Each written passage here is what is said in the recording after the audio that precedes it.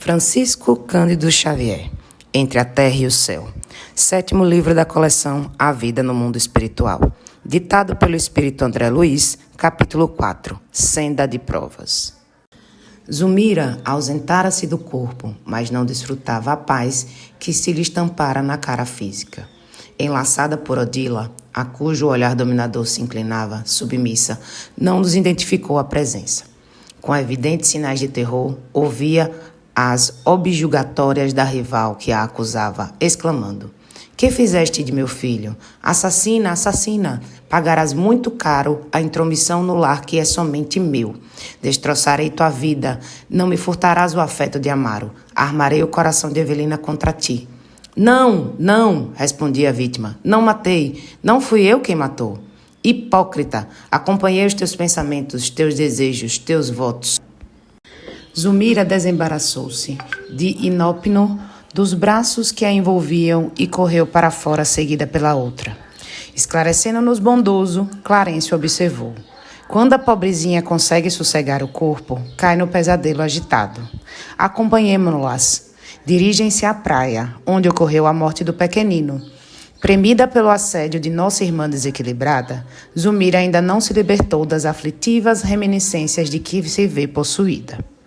Pusemo-nos na direção do mar, antecipando-as no trajeto. E quando nos afastávamos, a conversação fez-se ativa. "Não posso compreender por que a infeliz se declarou inocente", comentou Hilário pensativo. "Por que tamanha provação, se não é ela a autora do crime?" Inquiri por minha vez. O ministro, porém, informou preciso. Segundo as anotações que lhe recolhemos da irmã Eulália, Zulmira não é propriamente a autora, mas, com loucas ciumadas do marido, desejou ardentemente a morte da criança, chegando mesmo a favorecê-la.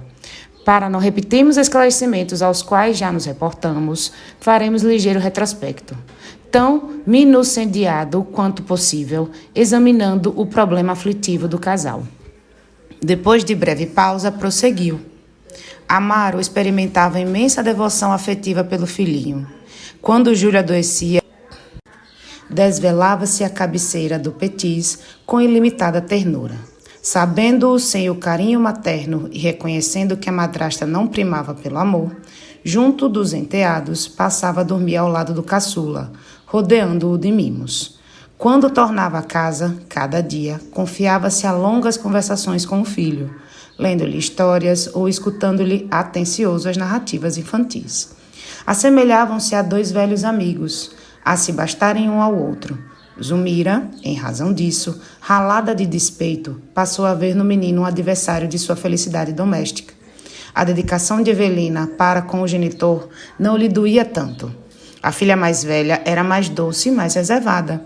Comedida em suas manifestações, sabia dividir gentilezas, sem olvidar a segunda mãe em seu culto de amizade.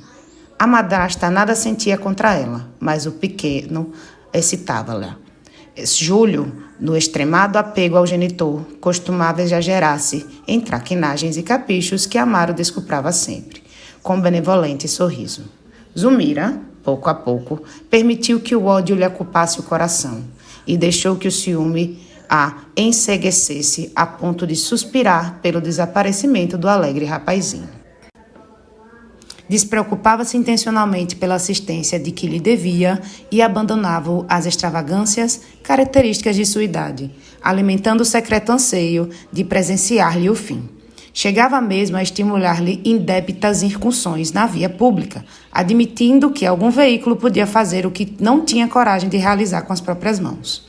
Foi nessa disposição de espírito que acompanhou a família ao banho matinal, em clara manhã domingueira. Entregues ao contentamento da excursão, Amaro e a filhinha distanciaram-se, de algum modo, numa lancha pequena, enquanto Zulmira assumia a guarda do garoto. Foi então que o cérebro da moça deixou nascer escuras divagações. Não seria aquele o momento azado para consumar o velho propósito? E se regalasse o menino a si mesmo? De certo, Júlio, em sua curiosidade infantil, não resistiria à atração para o seio das águas. Ninguém poderia culpá-la. Passou do projeto à ação e de pronto se afastou. Em se vendo a sós, o caçula de Amaro interessou-se mais vivamente pelas conchas multicores a se multiplicarem na areia. perseguindo-as encantado pelo mar adentro, até que uma onda veloz lhe chicoteou o corpo terno, obrigando-o a mergulhar. A criança gritou, pedindo-lhe amparo.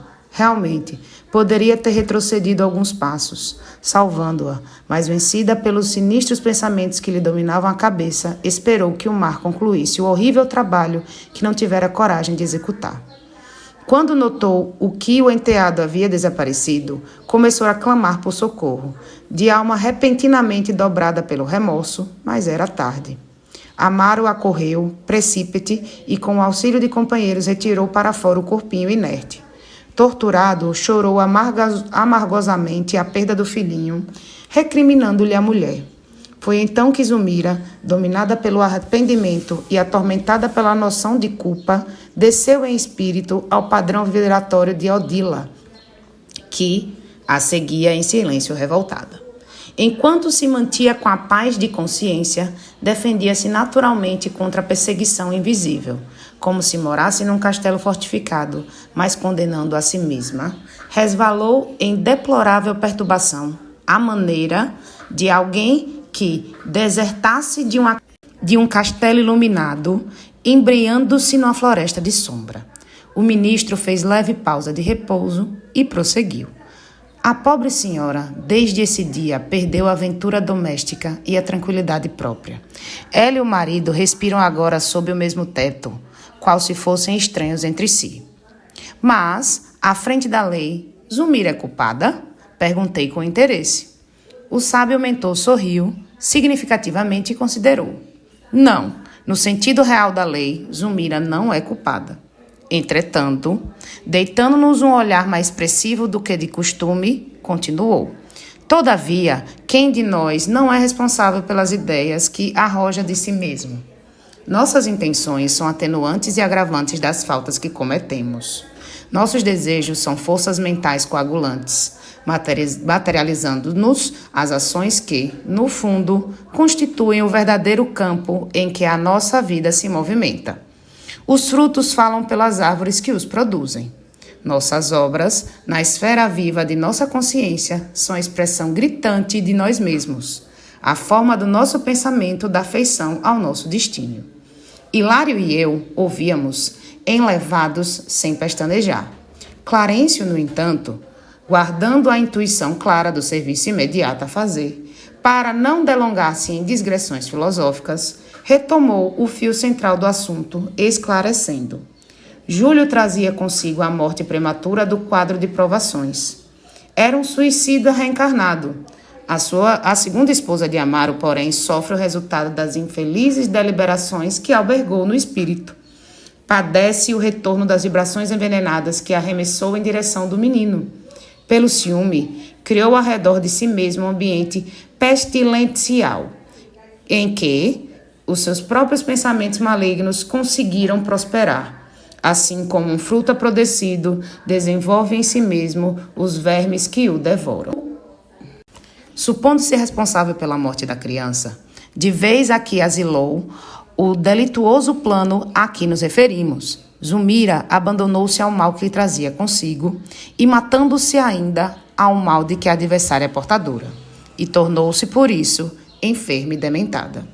E o pequeno em toda a história? Inquiria admirado. Júlio foi conduzido à região que lhe é própria. Mas Odila não poderia vê-lo, certificando-se de toda a verdade? Infelizmente, explicou o venerando instrutor, a infortunada criatura tem o centro genésico plenamente descontrolado, e isso lhe impede uma visão mais ampla. Consegue querer, senão o marido, em vista do apego enlouquecedor aos vínculos do sexo, e a paixão nada faz senão desvirtuar. Odila possui admiráveis qualidades morais, que jazem por enquanto eclipsadas.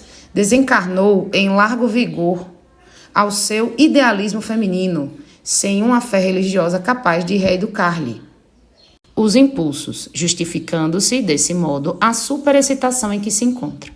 Semelhante estado, contudo, é transitório e esperamos se submeta, de boa vontade, ao tratamento de reajuste que lhe será dispensando em breve. Melhorada a situação dela, creio que o problema terá imediata e construtiva solução. Ia perguntar algo de novo, mas atingíramos a praia e Clarencio determinou que puséssemos a observar.